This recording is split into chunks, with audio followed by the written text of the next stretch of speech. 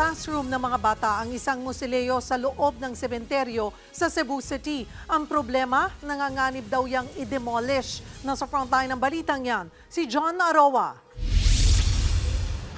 Ito ang Cebu Chinese Cemetery, tahanan ng mga namatay. At eskwelahan ng mga bata. Come inside. Here.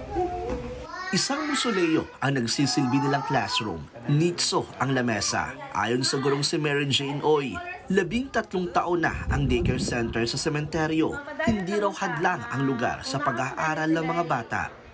It's a great honor kay despite sa environment nga ingon ani, so they are nang nakaton gani sila, especially their values.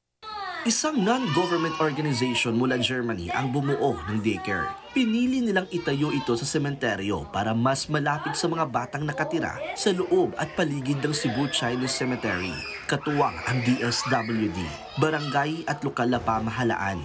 Sa ngayon, 41 bata ang pumapasok sa daycare. Walang binabayarang tuition dito at may pa-feeding program pa. Para sa mga magulang, importanteng nag-aaral ang kanilang mga anak. Kahit pa sa sementeryo ang nagsisilbi nilang paaralan.